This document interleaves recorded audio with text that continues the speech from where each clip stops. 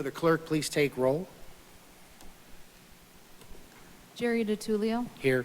Christine Disney, Here. Julianne Stern. Here. Patrick Quinn, Here. Will Kearns, Here. Daniel Larson, Here. Janet Leo, and Jonathan Shelkey is absent tonight. Thank you. Is there any changes to the order of the agenda tonight? Then the agenda will stand as published. Is there a motion to approve the minutes of July 20th, 2003? Mr. Chairman, so moved. We have a motion. Is there a second? Second. We have a motion that's seconded by Commissioner Leo. Any changes to the minutes? Please poll the commission. Motion approved, 6-0 with 1 abstaining. Thank you. The next item on the agenda is public forum. This is the time for any person to speak on any subject not appearing on the agenda. Public comments may be limited to 3 minutes. Would anybody like to speak on any item not on the agenda in the chamber? Do we have anybody on Zoom? There's a few people on Zoom. If you would like to speak about anything not on the agenda, please raise your hand by pressing *9.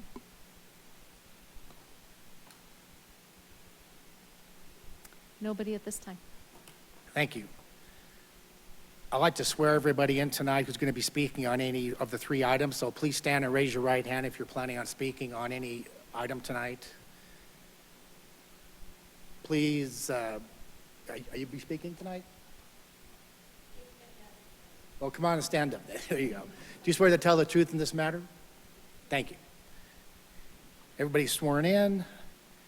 Move on to, we're going to do things a little bit different tonight. I'm going to ask a person to read the title and the summary or the request like we did on City Council and like they do now on City Council. So item A, Commissioner Disney.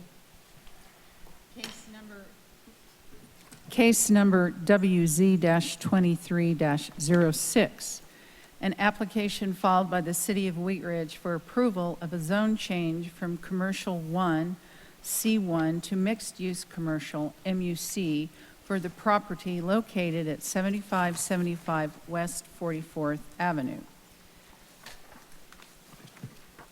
The City of Wheat Ridge, who owns property at 7575 West 44th Avenue, is requesting approval of a zone change from Commercial 1 to Mixed-Use Commercial. The zone change will result in a zoning that matches surrounding zoning designations in all directions, as well the character of the Wadsworth corridor. The city will transfer the land to Foothills Regional Housing, who intends to redevelop the property for residential use as an expansion of the Ives development, which is not permitted in C-1, but is permitted use in the MU-C zone district. Thank you. I'm going to open the public hearing. I believe the staff and the applicant would be the same tonight. Is that true? Okay, you're up.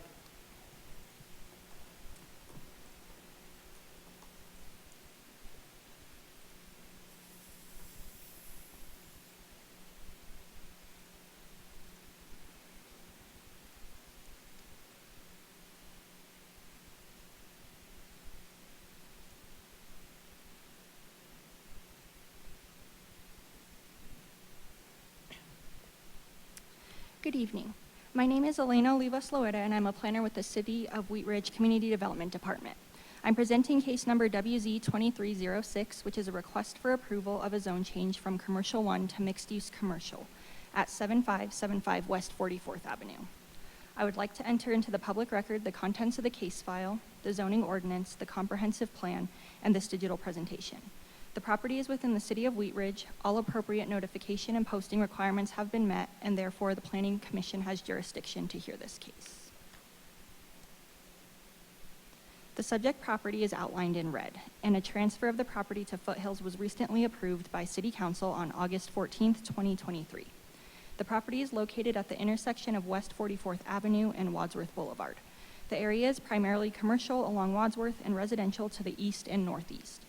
The property measures about 0.373 acres in size and contains a bank building built in 1973, which was most recently a Bank of the West.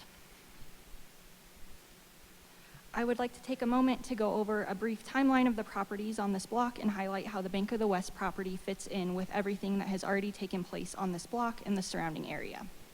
In 2004, Foothills Regional Housing built their offices at 45th and Wadsworth and have been a landowner on the block since then.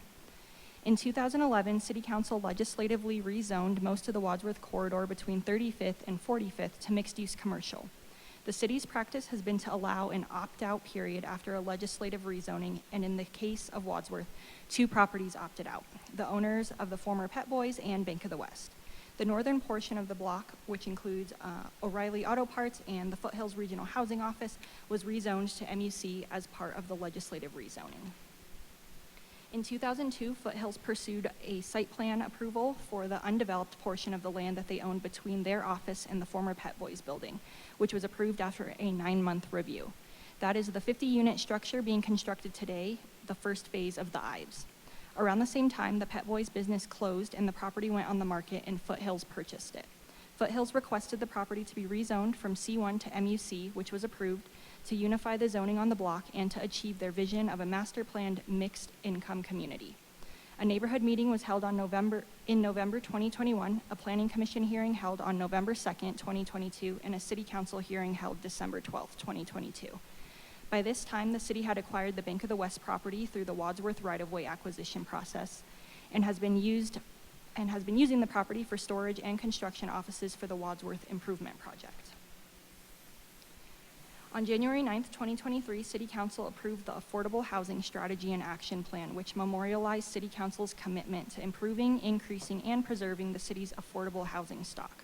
Shortly after, Foothills approached the city requesting the Bank of the West property to be sold or transferred to them to unify the block.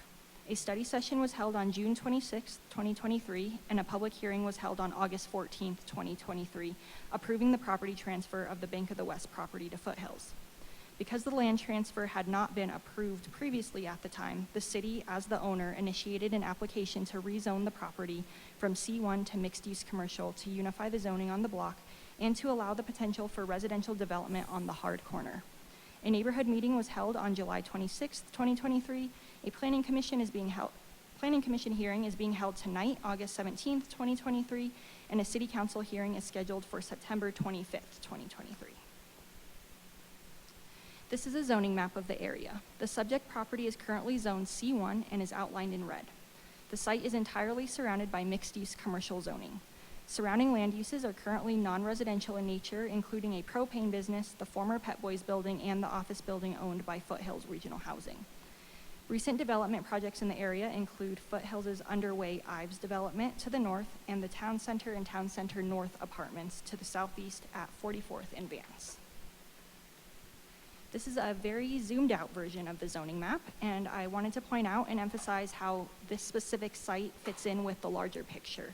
Not only is the site the last piece of this block specifically that is still zoned C1, it is also a missing piece in unifying the zoning along the entire corridor. This is a view of the subject property looking east from Wadsworth Boulevard. It is a 6,625 square foot bank building with parking. And this is a view of the subject property looking north. This is a view of the subject property looking north from West 44th Avenue. The city initiated the rezone of the property on behalf of Foothills Regional Housing to allow for a wider range of uses and to align the property's zoning with the city's comprehensive plan, the Wadsworth Corridor Urban Renewal Area Plan, the Affordable Housing Strategy, and with other properties on the corridor. Should the zone change be approved, Foothills intends to redevelop the site as part of a future expansion of the Ives development. The current C1 zoning is reflective of longstanding commercial uses in the city. The C1 zone district allows a wide range of commercial land uses, which include office, general business, and retail sales and service establishments. By contrast, MUC zoning allows residential uses, commercial uses, or a mix of the two, and the permitted retail uses are greater in number. The MUC designation would allow more flexibility for revitalization of the site and will provide standards for a future redevelopment. The proposed MUC zoning allows residential uses, commercial uses, or a mix of the two. The MUC district is complementary to the context of the corridor and the surrounding zoning and land uses and provides a wider range of allowed uses than the existing C1 zoning. This table summarizes the current proposed zoning's development standards. Most of the proposed zoning development standards would apply if the property redeveloped in the future. Most notable differences between the two zone districts include building height, setback requirements, and build-to requirements. The design standards in MEC are strict and include architectural standards, open space requirements, setbacks, and parking requirements. I would like to note that the maximum height in MEC is taller than C1 in part because this property is located in the area that voters exempted in 2008 from the charter's height and density limitations. That means that a single-use building can be up to 4 stories or 62 feet, and a building that is vertically mixed use can be up to 6 stories or 90 feet. As a requirement of the zone change process, a neighborhood meeting was held on July 6, 2023 in a virtual Zoom meeting setting. 3 people attended the meeting and did not have any concerns. Because Wheat Ridge is not a full-service city, we sent the application on referral to outside agencies, including fire, water, and sanitation, as well as completed an internal review. We did not receive concerns or objections from outside agencies. Before the hearing, the property was posted for 15 days, and letters were sent to property owners and occupants within a 600-foot radius of the subject property. Staff received no comments from members of the public on Wheat Ridge Speaks prior to this hearing, but did receive 2 phone calls and 1 email requesting general information about the request and the scheduled hearings. We use several criteria to evaluate zone change requests, which includes consistency with the comprehensive plan and other applicable plans. Staff believes that the proposed MUC zoning is consistent with the policies and goals in the city's comp plan and the Wadsworth Corridor Urban Renewal Area Plan. This property is identified as a neighborhood buffer area and is along a primary commercial corridor within the structure plan, a designation used for existing commercial areas and which calls for the promotion of reinvestment in properties and the promotion of a mix of neighborhood supporting uses, including residential use and office use.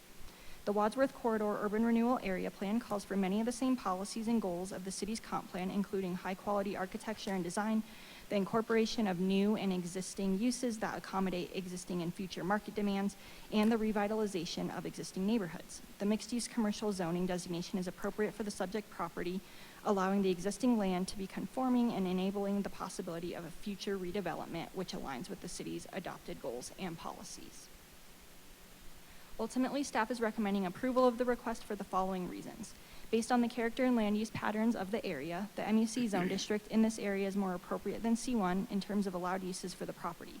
For that reason, the zone change should not have an adverse effect on the surrounding area.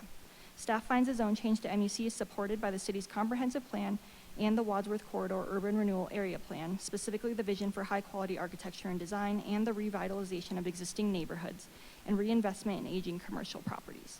The zone change request supports the comprehensive plan and affordable housing strategy by enabling investment in the property, by aligning the zoning with the city's mixed-use goals for this corridor, and by enabling multi-unit housing to be built on Wadsworth, just outside of the commercial core, and with good access to transit and multimodal facilities.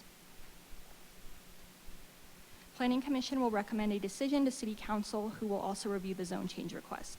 First reading will take place on August 28th, and the public hearing will take place on September 25th. If City Council approves the request, then the zone change is approved. The zone change would allow Foothills more flexibility in terms of their site plan. Following approval, Foothills would be required to submit a formal application for an administrative site plan review for the redevelopment of the property. Staff has not received or reviewed any development plans for the site at this time. If the zone change is not approved, Foothills can still proceed with multi-unit development on the balance of the MUC portions of the block. That concludes my presentation. Thank you. Thank you. Since we don't have any applicants, the city's the applicant, do you want to stay there or have a seat to answer questions? Where do you feel more comfortable? I will go back to my seat. Okay. I'll go to my right. Any questions for staff tonight? To my left, any questions, comments? Commissioner Larson? Thank you, Mr. Chairman. First question is, I may have missed it. Has the city sold the building and property to housing yet? Yes, City Council approved the land transfer on August 14th. Okay. I will update that, though, that the closing on the property has not yet occurred. Thank you. The But can you clarify that? Is that a purchase or a I mean, is the city giving the land to Foothills, or did the city sell it to Foothills? It's a transfer, it's a give, but there still has to be a formal closing to transfer the Right. deed, et cetera. Sorry. No, very good question. Do we have any indication what the future development of the property will be? There haven't been any formal plans submitted or proposal, but the intent was for it to be used as an expansion of the Ives. So that whole block would be sort of part of a one development. Right, okay. I did state this concern at the previous rezoning for the other property. There is a facility within fairly close proximity that houses both flammable and hazardous materials. And I have to express concern that if we're building residential residences near such a facility, there are some concerns there. And hopefully it'll be addressed before any building goes up, but yeah, okay. A couple of comments. Generally speaking, you said 50 units were proposed on the Ives development? Yep, that's already been approved, and it's in process of construction right now. And then if this property is rezoned, how much will that increase the density by?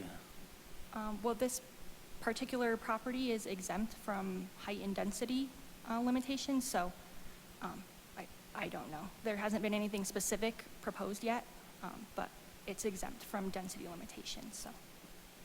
Well, but how much could they put on that? Additional units with that addition to that property? I think Jana has a comment. I think that the intent, and again, we haven't seen any Right. plans yet, but I think that the intent is to probably do some reconfiguring. The addition of this 1/3 of an acre approximately would add some flexibility to the site. And so there may be, if it is rezoned, a site plan that comes in for review that would include this small parcel, you know, in addition to the 8+ acres. But it would probably not result in an overall density change so much as a reconfiguration of the site to allow more flexibility between the buildings. So on this one, if it's rezoned, what's the parking requirements? I know the city council lowered parking requirements. So let's say there is 50 units, how many parking spaces would be required for the tenants? For affordable housing, it would be 0.5 to 2.5 spaces per unit, so they have flexibility. So that was my concern previously, is this going to push parking from the residents onto Vance and Webster because there's not going to be enough parking on this site? May I jump in? Sure. I think the rezoning we're being asked to consider is for general residential use. And unless we're going to consider the affordable parking ratio for any parcel that can be rezoned to accommodate residential, I don't agree that that's an appropriate line of questioning. Well, but I think if the rezoning is there, we need to know what they're planning on doing with the parking. Staff can comment on this. My understanding is that we need to consider the rezoning So absent what this specific plan for this development is. rezoning, what is the parking requirement for this part of the property? So just, if it was going to be used for residential uses, it's in mixed use, it's 1 space per unit. And then there's obviously the parking reduction if you're considering affordable housing. And is Foothills considering affordable housing? Yes. That used to be the Jefferson County Housing Authority, or that's the same group? Okay. Correct, yes, yep. Okay, thank you. To follow up on that, if, we don't know specifically what this building is going to entail, whether it's going to even include commercial on the first floor, for example.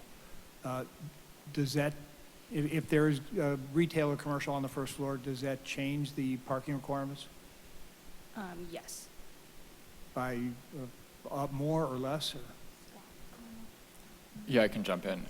So if there was a commercial component, they would be required to provide parking for the commercial in addition to the residential, so it'd be more parking on site.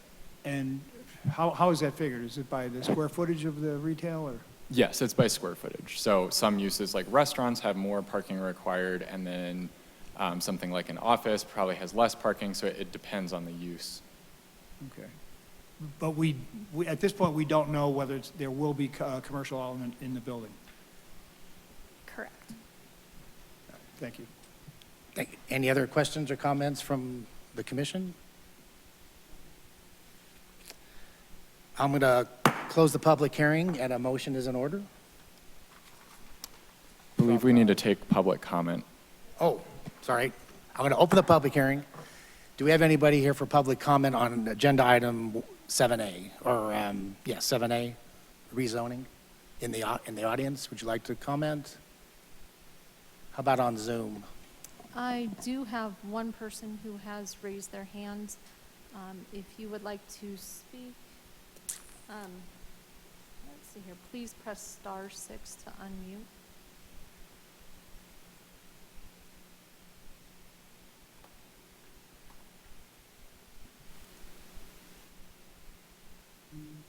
Can you hear? Hello,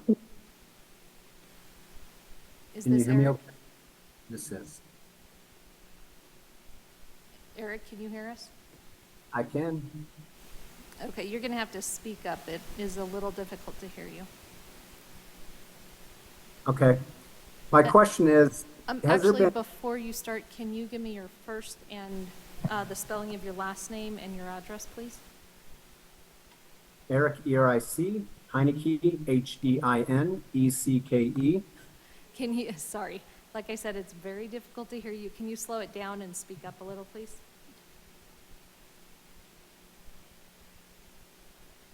Can you Eric, spelled E-R-I-C, Heineke, H-E-I-N-E-C-K-E, and your address, please? 4495 Vance Street. Thank you. You will have 3 minutes. My property is within 600 feet of this rezoning, and I was wondering if there's been any adverse effect study done on this. That's it. So the question is if there's been any adverse effects of this on the neighborhood, I guess? That's what he's asking for? Yeah, any adverse effects study, such as traffic, safety, homelessness, parking, anything that, in addition to what you've already asked, has there been any study proposed? No, not at this time. The property hasn't been redeveloped yet, so that's something that would be evaluated during site plan review, should the zone change be approved.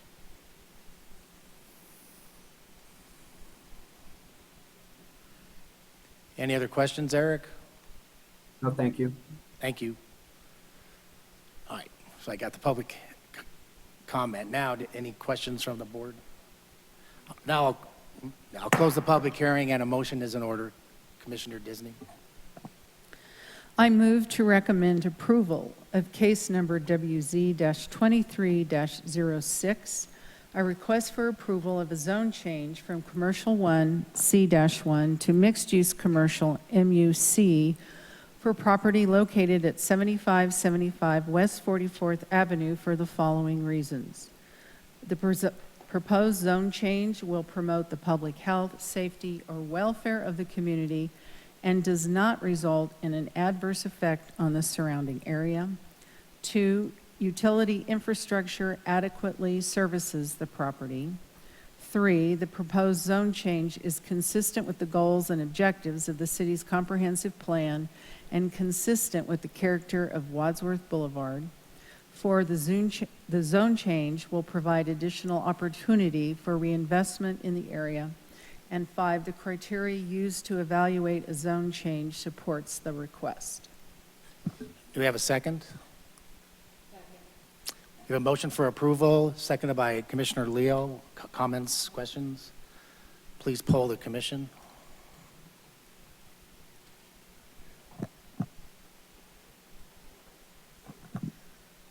Motion approved, 6-1. Thank you. We'll move on to item number, letter B.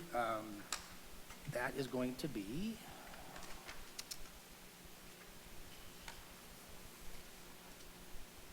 Commissioner Larson? Commissioner Quinn? Thank you, Mr. Chair.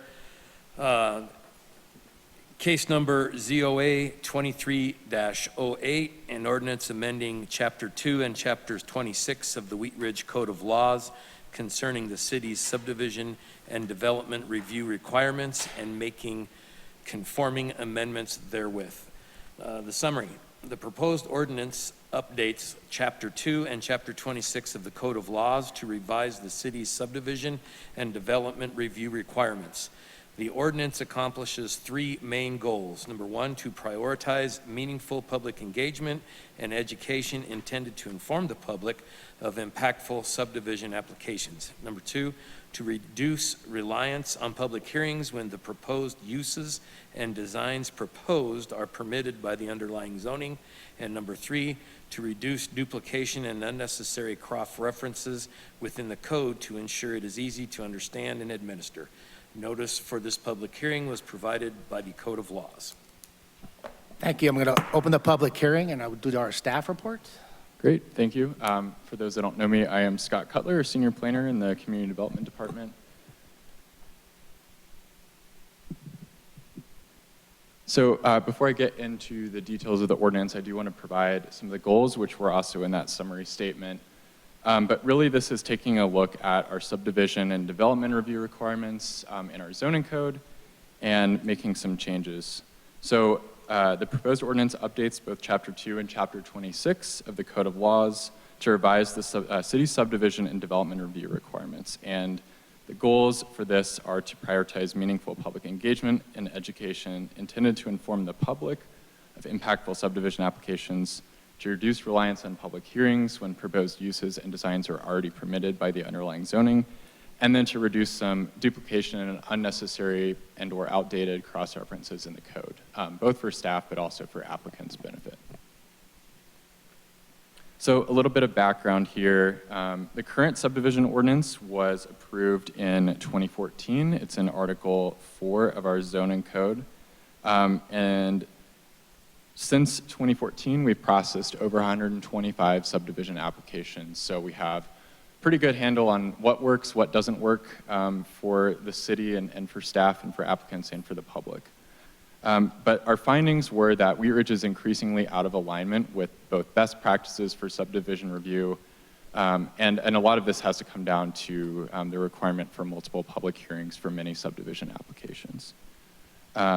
Since 2014, the subdivision code has been periodically updated, including the most recently approved subdivision cleanup ordinance in May 2023. If some of you remember, that was the ordinance that defined owners association and made some other changes to tracts and easements and how plats are working.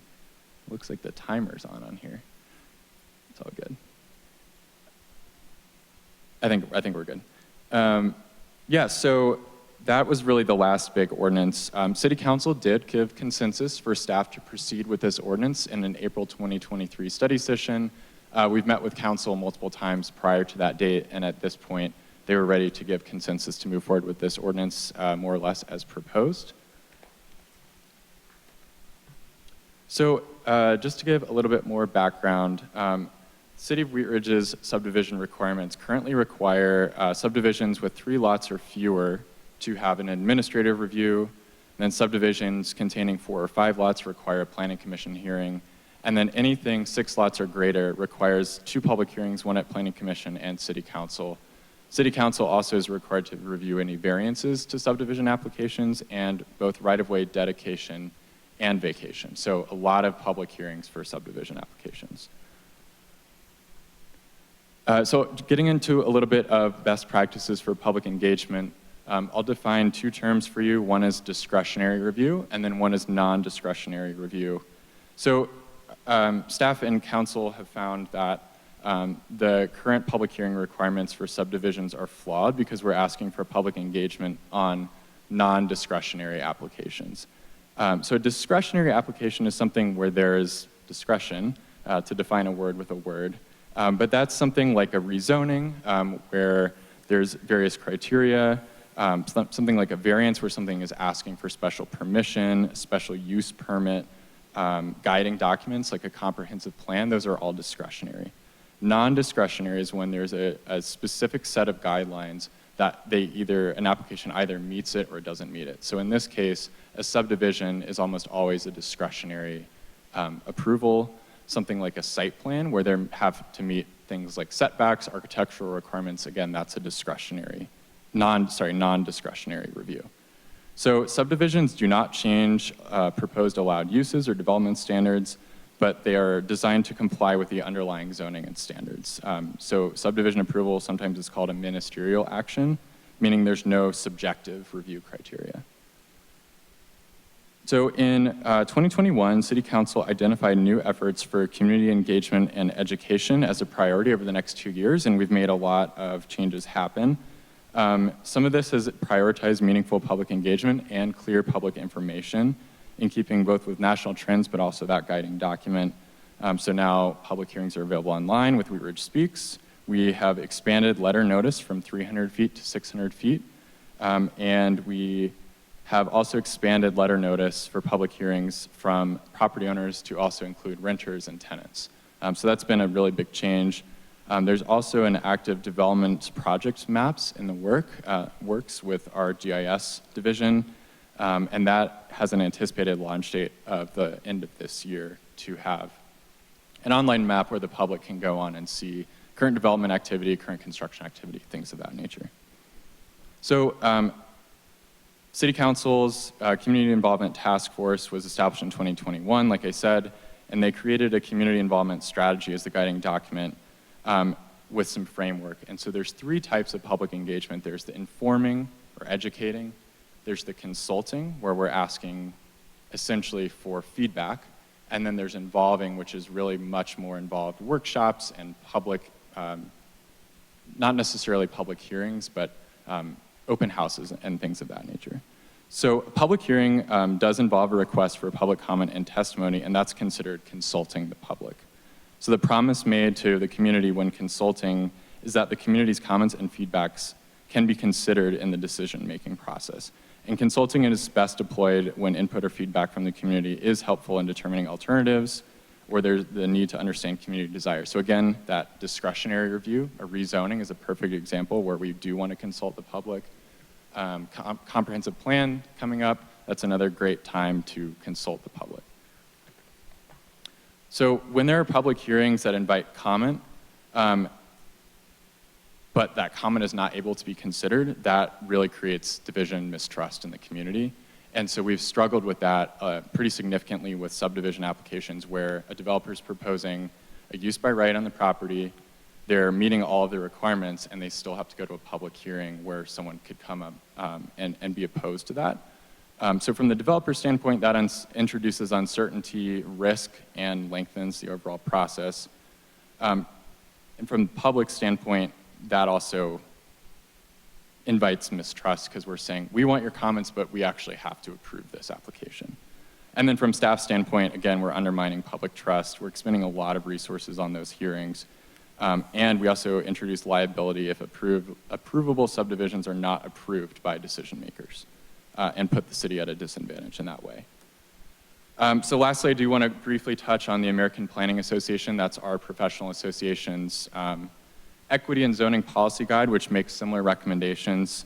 Essentially, they're saying only require public hearing when there is a genuine need to use discretion in applying zoning criteria.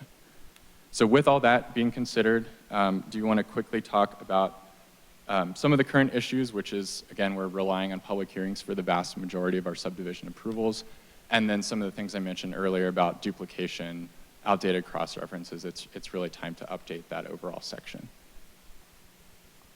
So with all that, we have a proposed ordinance summary for you, and I defined the current on the left side, which is our current requirements, and then the proposed code amendment on the right side of the screen. So for a standard subdivision, like I said, right now, the only administrative review is for something with 3 lots or fewer. 4 to 5 lots are required planning commission approval, and then 6+ lots go to planning commission first for recommendation and then are required to be approved by city council. For subdivision with a variance, where they're asking for an exception from a design standard, that requires a planning commission recommendation to city council as well. Right-of-way vacations are the same. That is similar to how the city disposes of other property. For parks, for example, city council is the final vote on that. And then for public notice, we do require our standard 600-foot public notice for hearings. We're not proposing to change that, actually, and I'll get into that in just a minute. There we go, now we can see everything. So the proposed ordinance makes some changes, actually gives Planning Commission a little bit more discretion on some applications, and then also makes the vast majority of subdivision review administrative to follow along with the recommendations of the Community Involvement Task Force and the APA. So we're calling those administrative subdivisions type 1. Basically, any subdivision that's meeting the requirements of the zoning code, meets the minimum dimensions, all the other elements that are non-discretionary in the zoning code can be approved administratively. For subdivisions with variances or waivers, we still are requesting and recommending a public hearing because that is a discretionary review where they're asking for an exception, and we feel that staff shouldn't be doing that. That should be something up to a board. City Council, the fact that City Council reviews those now is actually extremely rare. I think Wheat Ridge is the only city that I could find where City Council actually reviews subdivision variances. And it's much more typical for a planning commission to review that type of variance. So our recommendation is to remove City Council and have Planning Commission be the final approver on that. For right-of-way vacations, we're not proposing any change. It's the disposal of a city asset, and we want to make sure that there's a public hearing associated with that. So the staff is not disposing of property without some oversight.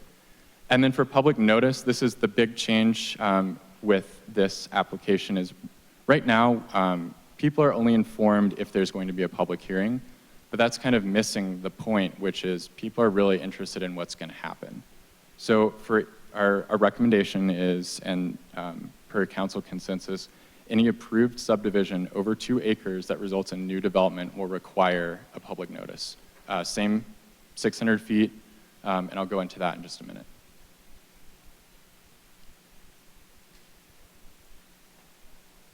So to get into the notice a little bit, this is a bit of a trade-off because we don't currently do this now, but like I said, public notice will be required upon approval of subdivisions over 2 acres.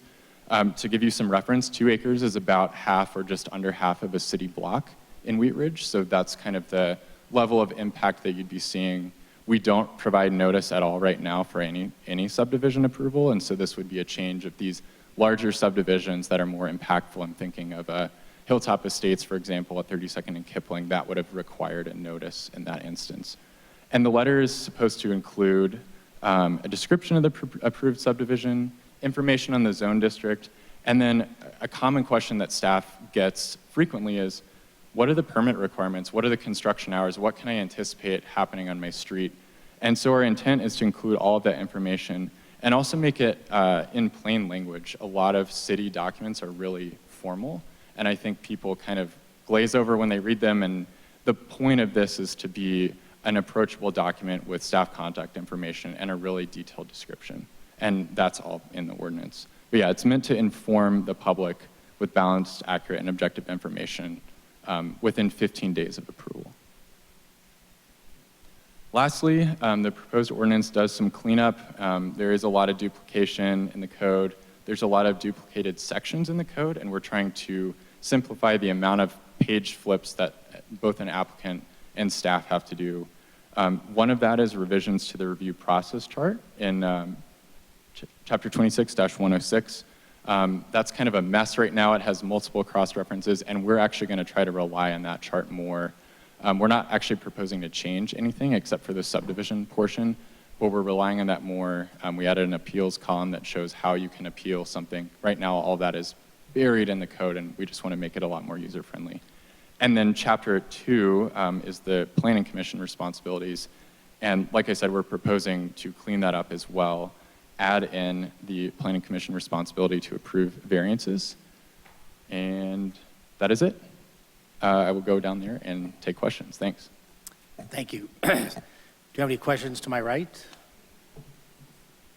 I have a question, just for clarification. But the slide is gone. So I think that type 1 that you had talked about,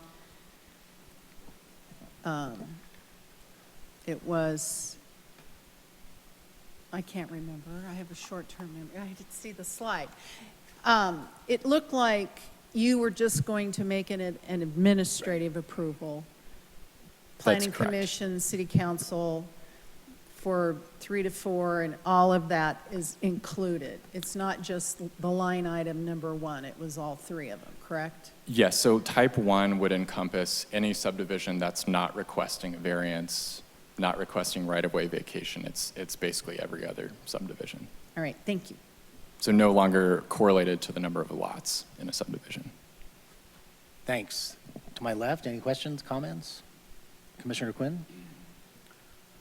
Thank you, Mr. Chairman, and thank you, Mr. Cutler, for the presentation. On this first type, which was basically just a review, it's 6 or more lots, it could be, correct? Is that what that said? So it's like less than 3, and then you had a 4 to 5, and then 6 plus administrative review. Yes, so that's the current requirement, where anything 6 or more lots right now has to go to City Council. And the proposal is to make that an administrative process. Is there a maximum on that? There is not. So we didn't want to tie a review to the number of lots. That's problematic for a number of reasons. And so if it meets the minimum standards, then it can be approved administratively. That's the change. And so that would be more under like the zoning review? Correct. For those lot sizes, how many there would be and so on and so forth? Yes, so administrative would mean that Lauren, our community development director, would be able to approve those, provided that all of the standards, minimum lot size, setbacks, access, everything is met.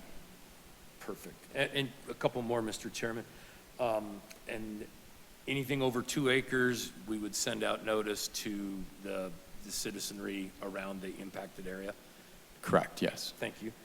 And as the individual that called in on the previous item, during the zoning, it would be, that's when impacts, like this guy had talked about, parking and so on and so forth, that's when the public has opportunity to talk in the zoning changes, if there are any, correct? Yes, if there is a zone change, that's when the discretionary review is. That's when there would be a public hearing here and at City Council. If it's a use by right where the zoning is already in place, so it's an allowed use already, there's likely not a public process, but that's like any other property. If you can build something that's allowed, you don't need public input. Perfect. Thank you, Mr. Cutler. Thank you. Commissioner Larson? Thank you, Mr. Chair. And I can appreciate what the city's wanting to do here. The idea of having a hearing and taking input when your input really doesn't matter because the underlying zoning allows you to build houses because it's already zoned residential.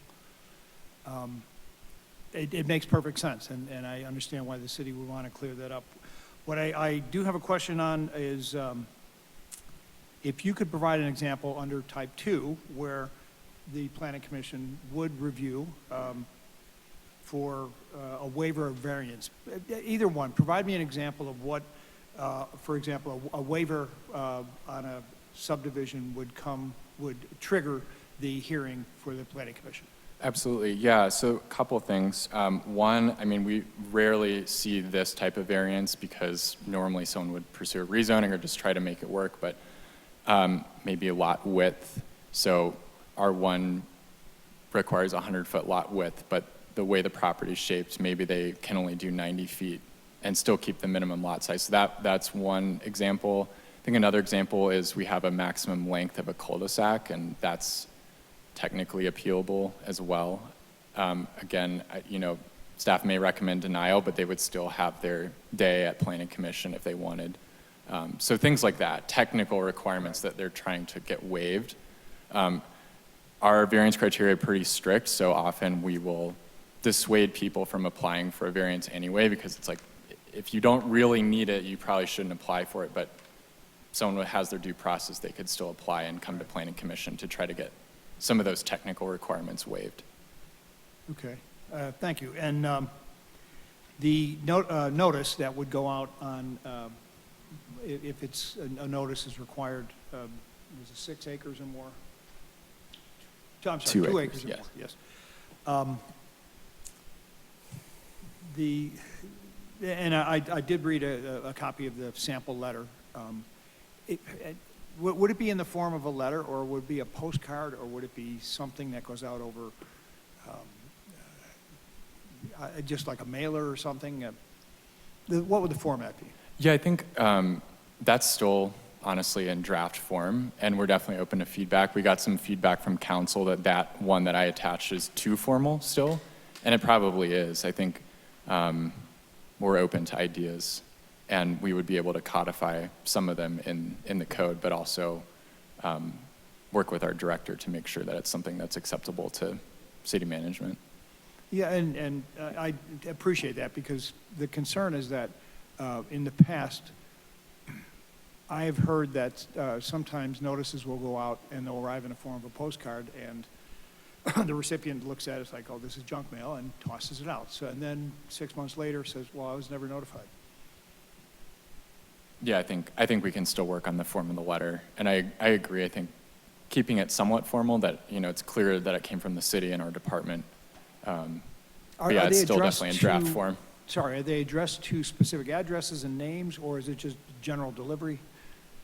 I haven't done a mailing in a while. Actually, Elena does a lot of those, okay. But we do have the address, and then usually it'll say current occupant. Okay. If there's an owner on file, it'll be the owner Okay. first, last as well. Because I would think that of the changes here, that's going to be one that, on sort of a cursory reading, people are going to see that and say, oh, you mean I don't have the right to comment on this? And I would think that there are other avenues, if somebody's concerned that a subdivision is going in, that there are other ways, other means to communicate with the city, through your city councilman, through other means. It's not like the city is saying, we don't want to hear from you. Yeah, I think that's a good point. We do want to make it clear, though, that this notice of approval is not inviting comment, because at that point it's already been approved.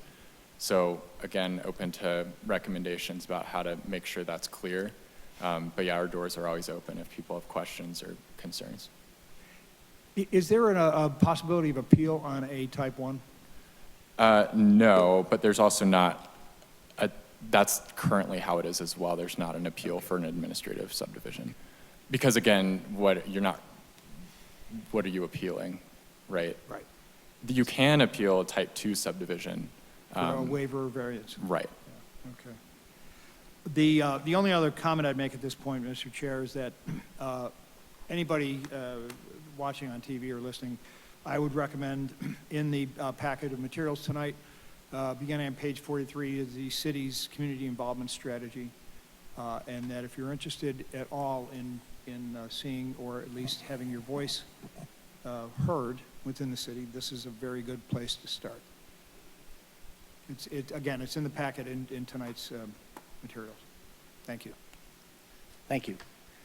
Would setbacks be part of the variance process if somebody wanted to appeal or get a variance on setbacks, or not to say the four-letter word parking? Like if they wanted to actually do a subdivision and they wanted a variance on parking or setbacks or anything like that, is that considered something that they can appeal?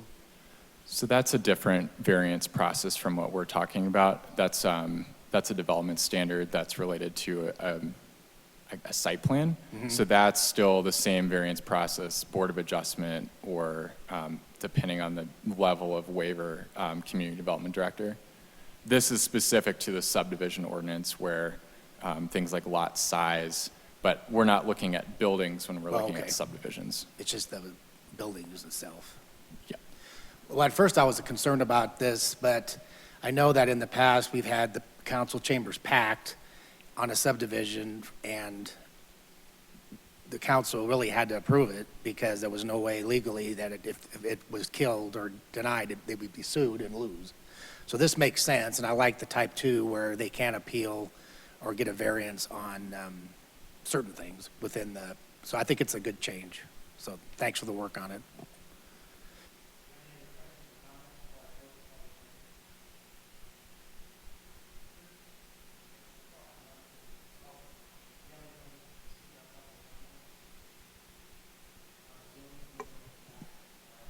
There is a couple people on Zoom. If you would like to comment on this, please raise your hand by pressing star 9.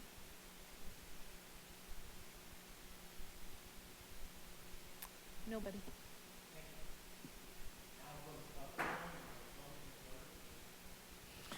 Thank you, Mr. Chair. I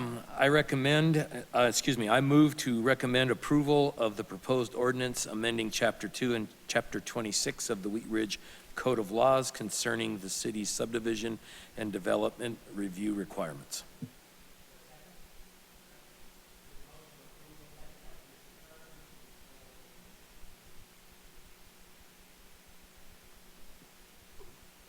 Motion carries 7-0. Thank you. Item 7C, Commissioner Larson. Thank you, Mr. Chair. This is case number ZOA-23-09, an ordinance amending sections, 11-561, 11-566, and 26-114 of the Wheat Ridge Code of Laws concerning the city hotel licensing program in response to the City Council's mandatory period review of the program.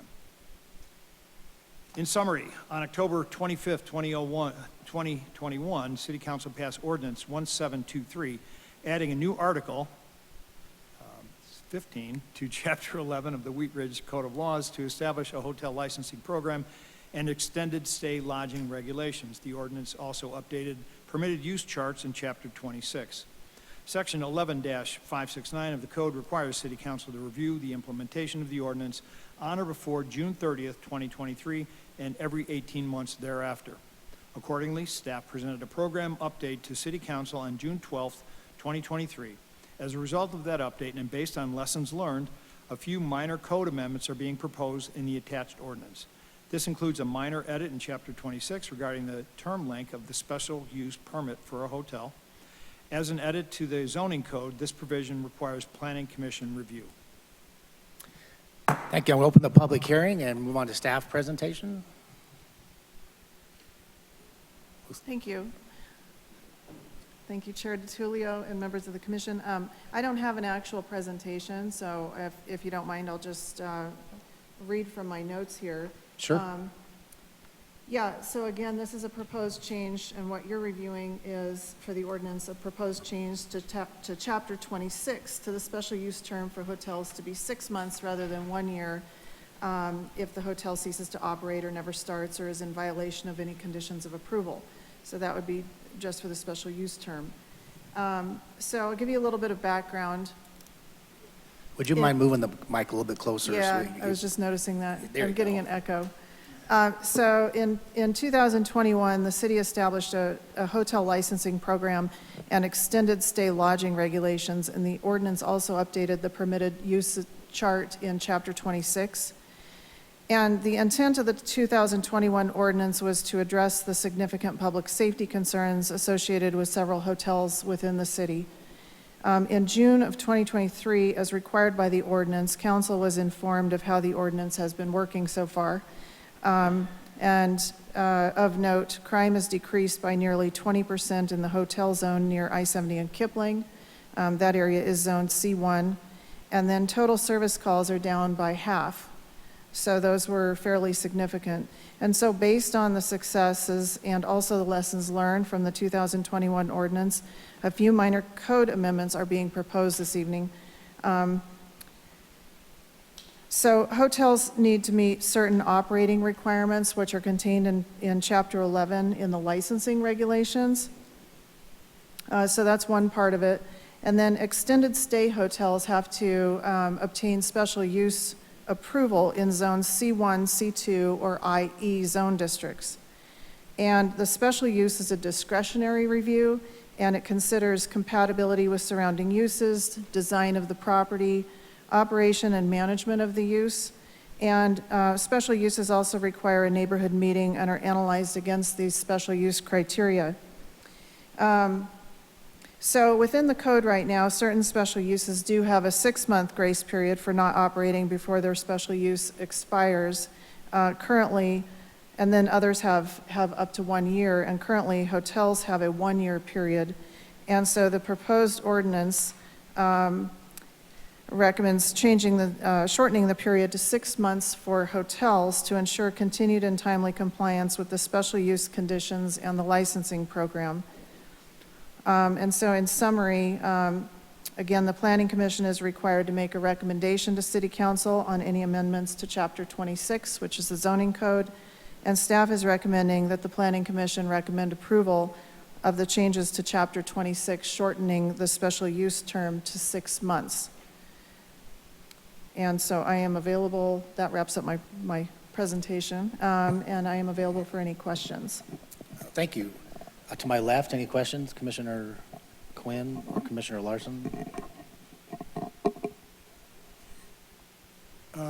Just a couple here.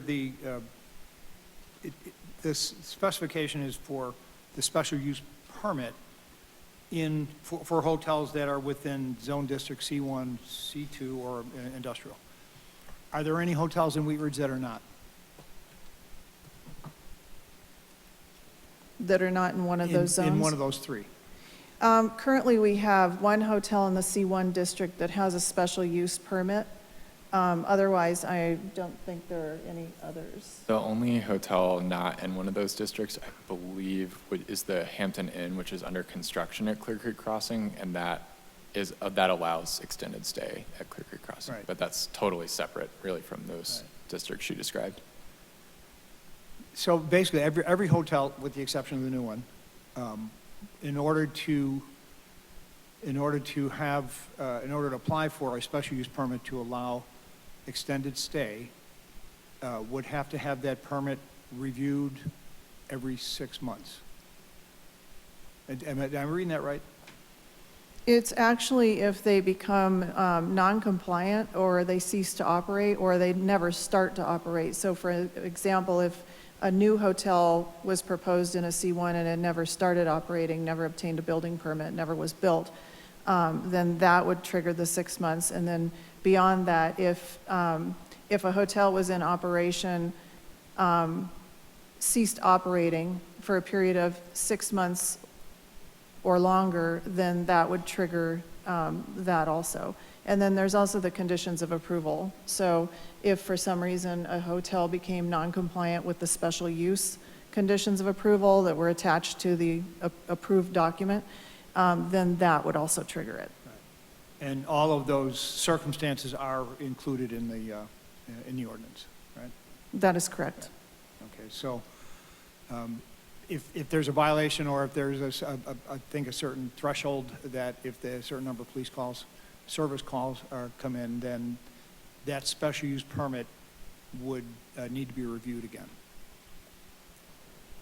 Yeah, if that was a condition. And then there's also the licensing provisions portion of it.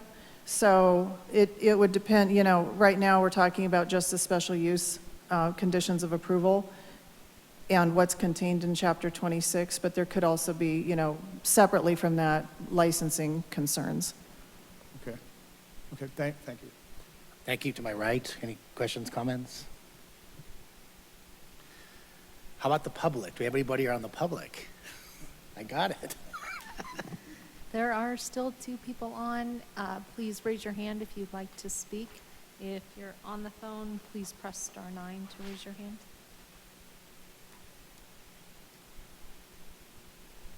Nobody. Thank you.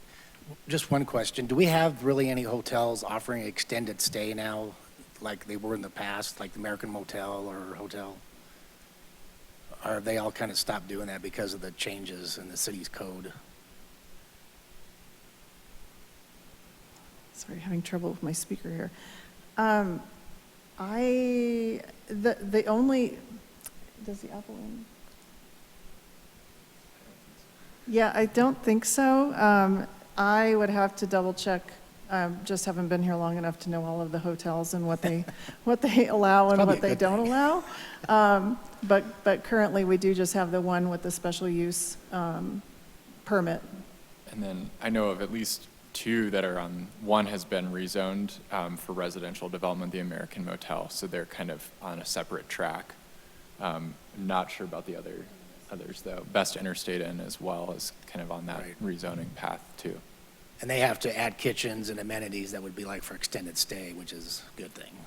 Good. Correct. Any questions? All right, I'm going to close the public hearing and a motion's in order. Commissioner Larson? Thank you, Mr. Chair. I move to recommend approval of a code amendment modifying Chapter 26 of the Wheat Ridge Code of Laws concerning special use permits for hotels. Is there a second? Second. We have a motion for approval, seconded by Commissioner Disney. Please poll the commission.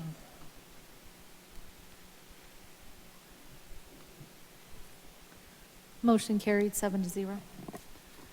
Thank you. That concludes our agenda as far as cases go. We'll move on to new business. Item A is upcoming dates.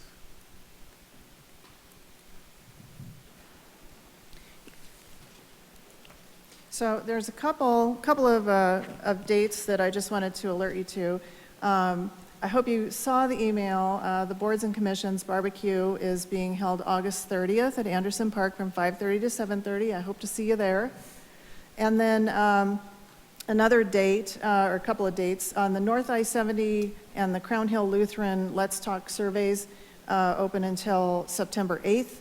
But there is an open house that will be held on August 31st at the Rec Center from 4:30 to 6:30 p.m. So those are my updates for dates. And I'm sorry, Jenna, the open house is for those two neighborhoods? Correct. Got you. Thank you. Anything with the comprehensive plan or project and development updates? Yep, I have a whole update on the comprehensive plan if we are ready to move on to that. Sure. Okay. So this is a work in progress, and as you know, Jeff Hurt is not with us. He's moved on to another city, but we are still proceeding pretty rapidly with the comprehensive plan.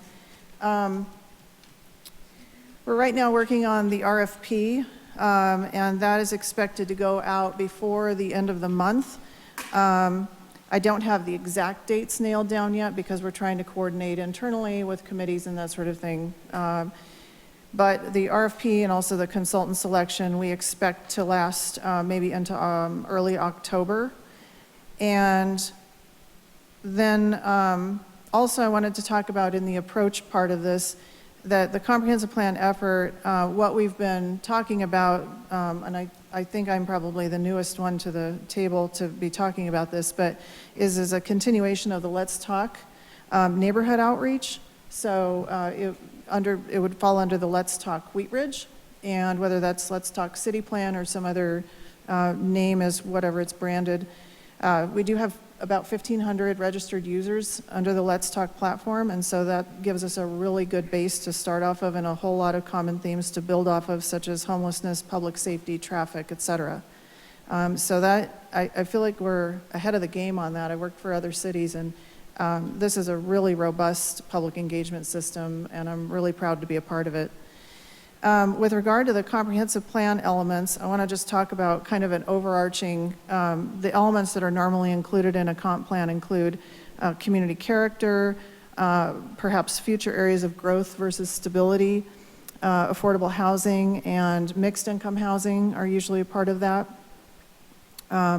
Commercial corridor improvements, neighborhood commercial areas, and with all of these, the public engagement will really inform these elements and what they develop into over time during the process. In addition, we've got a lot of other plans going on that are either already, moving forward or will be moving forward at some part during this comprehensive plan process, which is expected to take probably 18 to 24 months. Probably closer to 24 months with the RFP process included. And those include, for example, the Parks and Rec Master Plan, the Stormwater Master Plan, the economic development strategy, the sustainable action plan, and the residential waste engagement strategy. So a lot of really exciting other plans that we're hoping to loop in with the public engagement, whether that is in the form of open houses or other creative methods of doing that. And they may, it depends on where each of these other plans are at in their process, as to where and how they land within the comprehensive plan process. But I think that that's going to be a really good kind of joint effort for public engagement. So right now, and I'm giving you a real ballpark here on the schedule because, again, we haven't ironed it all out yet. But again, consultant selection is probably from now until October of this year. And then we're thinking that the kind of a pre-engagement and then the big project kickoff and all the way through that would probably start maybe in January of 2024 and then go through the middle of 2024, with the project kickoff kind of falling in that time frame, so maybe March-ish. And then we expect the document creation, which is going to consist of an outline. It's got graphics, maps, text, different elements of that. That's probably going to take about 15 months, we're guessing. And so we're hoping for the plan adoption in late summer of 2025. And so I know last time you asked about how are y'all going to be involved. And so what we have just at a high level figured out, and until we get into the real, nuts and bolts of it, I would envision at least 2 study sessions at key points during the plan's evolution. So probably one during the draft framework of the elements I discussed before, such as community character and those type things. And then at least one other study session to review the full plan in a draft form. And those are really, in my experience, those seem to be really good points in which to insert the Planning Commission to get your feedback and direction and thumbs up on, hopefully. And then as part of this, we haven't exactly figured out how this would work, but there's on our website now, on the Let's Talk, there's a page on becoming a neighborhood champion. And so what we're kind of envisioning is comp plan champions or some iteration of that. And so it could include as a comp plan champion, and this could take the place of something like a steering committee or something like that. But the champions of the comprehensive plan, really the point is to get the word out, right? Because the more feedback, the better. And I'll share with you, I'll get you each one of these, but it includes word of mouth, postcards, yard signs, social media, any combination of those. And what we're thinking is there's kind of a menu of choices, how much you want to be involved, how little you want to be involved. It could be just as much as putting up the yard sign with a QR code on it that directs people to where to go to provide comment and input. Or you could be bigger champions of the effort as well. So I'll share this with you. But really, in addition to that, the champions, as we're kind of loosely calling this, would include road shows to maybe Rotary, local schools, community groups, the rec center, other boards and other boards within the city. And the intent would be to gain interest, gather input, encourage participation, especially through the Let's Talk Wheat Ridge platform. So we'll have more details to follow. We look forward to all of you helping to make this a really successful effort. And I'm happy to answer any questions that I can. Questions? I guess Okay. we're good so far. I'll go ahead. I'm going to bring each of you one of these just so that you have them, and if you haven't seen this yet, or maybe you have, and it's just a good reminder. Commissioner Larson? Thank you, Mr. Chair. 2 things real quick. Scott, if you don't mind, would you give us a little bit more about this project map that you guys are thinking of? It sounds really interesting. Yeah, so, and I'm not super involved, but I'll try to give a little summary. It was actually Jeff. was engaged with our IT division to get a public-facing map onto our website that basically you can click on a property and it will tell you where they are in the process. So a lot of people will call us with questions about, oh, this is under construction. So it's kind of from the very start application all the way through to the end of construction, a property will be on that map. And then eventually when it's done, it'll be taken off. But it's supposed to kind of give project updates throughout to be a much more interactive tool, because we don't really have that right now. All right. What would qualify an individual property to be included? I don't know. Do you know? I think it's like probably anything over 3 units or something that's, not just a single house being built, but a new commercial building or a major addition. Gold's Marketplace could be on there because that was a big redevelopment, even though they're not really adding on. They Yeah. did so much to that site. So just kind of projects like that as well. And how detailed would the information be? I mean, would you like property records and that kind of stuff, or? Yeah. Yeah, so the projects and properties map, it'll include the private development, and it'll also include city public projects, so roadway projects, for example. So it's a pretty intensive effort, and what the map, as I understand it, what the map will do, at least what I've seen so far, is you can go to your area of town, you can see, what's going on around me, and you can do the private development, you can do the public projects, and then it will give you kind of a summary, but then there will be a link to where you can get more information, or of course, you can always contact us for more information. So it gives enough information, but it's not overkill to where it's so long you don't want to read it, right? But just kind of high level, here's what's going on, here's the case planner, I think it has on it, and ways to get in contact or learn more information about the projects. And if it's a roadway project or a public project, like a park project, it'll give the contact information where to find out more. I would think that most people that have a passing interest in a project, whether it's public or private, probably only need, project A is going on, and they got their permit here, and they're doing this. And that ought to be enough, right? I mean, most of the time, it's simple curiosity that somebody has. The other question is, can you give us an update on the 44th Avenue sub-area? How that plan is going? I mean, that was Stephanie's project. I know you all approved it. I don't know how much more has been done since then. Nothing new? Yeah, nothing new. That's fine, thank you. Thank you. We're going to old business. I guess that's where we can have commissioner comments or questions too. Anybody on my right that has any questions or comments? I have just want to know if we're going to have any meetings in September or October, or... I can answer that. The first meeting, September 7th, definitely has been canceled, no cases to be heard. Possibility of the 21st happening October, we don't know. Okay, thank you. You're welcome. Any questions or comments from my left? I just, as far as the study sessions for the Planning Commission, if we can, I'd like to see some of the study sessions be a joint study session with the council, so we're not going off on any tangents one way or the other.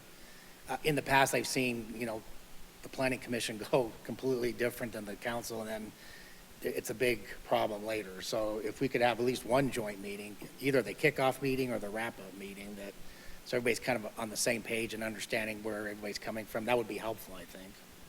Yeah, and I also think it'll be helpful to have and I've got a couple of roadway updates for you too here.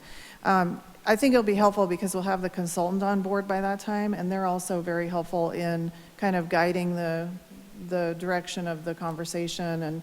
And usually, the way that I've seen it, it's not just a kind of a free-for-all, but there will be certain specific points that we really need your help in, getting into the weeds on. But then on other points, maybe those are not, something that need as much comment on. Right. And so they'll typically guide the conversation pretty well, but your point is well taken, and I've noted it. The other question I had is, so if the subdivision changes that passed tonight, tonight are approved by city council.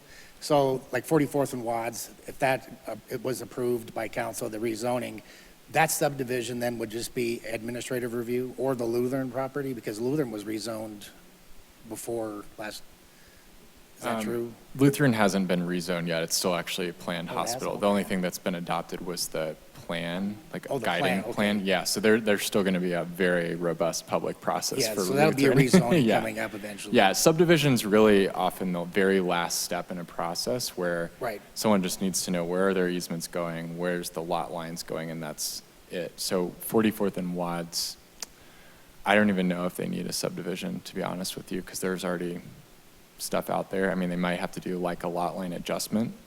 Well, they've already had a subdivision on the property that was already rezoned. It was already, I mean, there was already a lot. Oh. They did a lot line adjustment, but there was already a vacant lot there. Good. And then the last thing I was going to mention, if somebody from the public or on the board is talking about something that may be not germane, then you can just call a point of order, and then you could appeal, whoever you're calling a point of order on can actually appeal to the chair if they want to still ask their question. I think the parking question was germane only because we were talking about a rezoning for that corner, and if it sounded like I was talking about the whole property, I was trying to wrap it in. So, but point of order works. If somebody is, and the public too, if they're talking about cats and dogs and the agenda item is a rezoning, you can say point of order. It's not germane, so.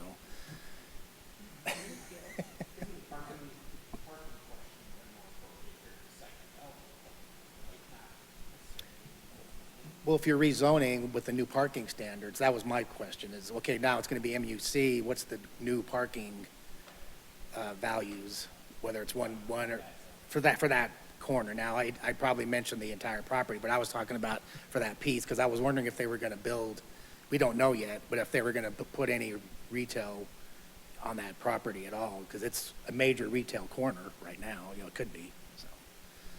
But we don't have a plan. There's no plan from them, from the developers. So with that, any other questions or comments before we adjourn? I just have a couple of updates. You do? Yeah. Okay, go for it. You asked for some updates last week, or Oh. last meeting, so I thought I'd throw in a couple here that I know about. On roadway projects, you asked for a kind of a percentage. I don't have that percentage complete, but I do know that we're about a year out to completion. If you go on to What's Up Wheat Ridge, you can find the Wadsworth projects, and they're doing weekly updates, and it's kept up to date pretty well, so. And then I thought you might be interested in the Youngfield beautification. That's a plan between 30th and 40th Avenues. They're in the preliminary design phase.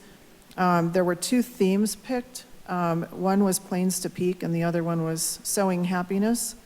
The 30% plans are into CDOT now, and 30% meaning 30%, a third engineered, basically. So some idea of what's going, but not final plans.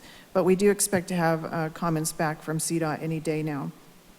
And then on development activity, I thought you'd be interested to know that we did issue the building permit for the Hampton Inn at Clear Creek Crossing. We are about 1 year out to the hospital opening, almost to the date. And then the parallel apartments over by the Ward Station, those received their final certificate of occupancy. And that's all I have. Thank you. Thank you. Do we have a motion to adjourn? Commissioner So Stern? moved, Mr. Oh, I'll Go ahead. second. all right, we have a motion to adjourn by Commissioner Quinn, seconded by Commissioner Stern. Please poll the commission. Motion approved, 7-0. We're done.